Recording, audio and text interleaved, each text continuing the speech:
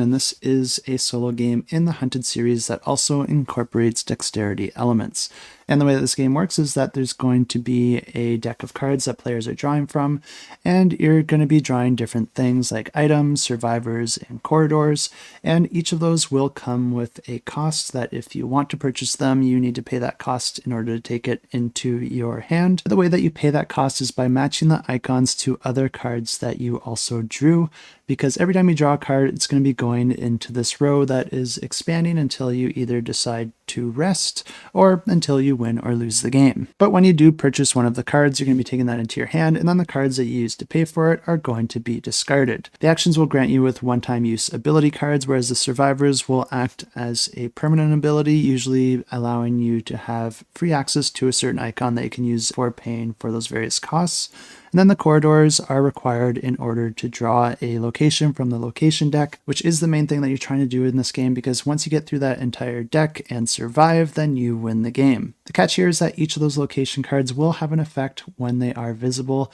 and they're normally not very good for the player. But aside from the items, survivors, and corridors, there's also enemy cards that you can draw from that main deck. And whenever they come out, they're not necessarily going to attack you right away, because they only attack you if there are 2 enemy cards or if there are 2 noise icons. And the noise icons are going to be appearing on those various items, which means that you might want to purchase an item just to get those items out of the row in order to try and put yourself in a better position if an enemy does show. The enemies can come with a different amount of strength and also have different effects on the player as well. But like I said, if you do have an enemy in your row that you really don't want to deal with and you haven't been forced into battle yet, you can always rest in order to clear that entire row of cards, losing any of those items, but also gain rid of the enemies as well. The catch here is that doing that also progresses the time track, and there's other actions that can progress it as well, but if you ever run out of time, that is another way that you can lose the game. As I said, this is a second edition of the game, and it does introduce a few changes, and a couple of those do affect the way that combat works. And like I said, this does incorporate dexterity elements,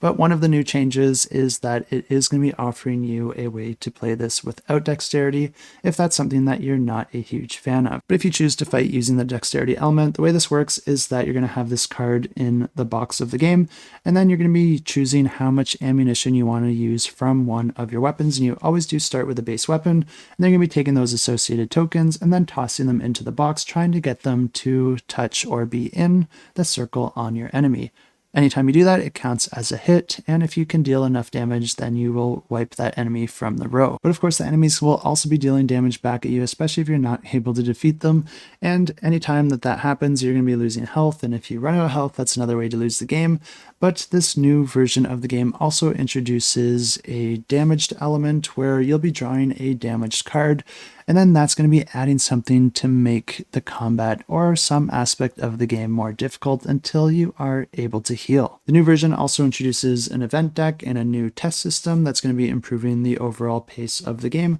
And if you are interested in this one, you can go ahead and check it out, and I'll have it linked in the description down below.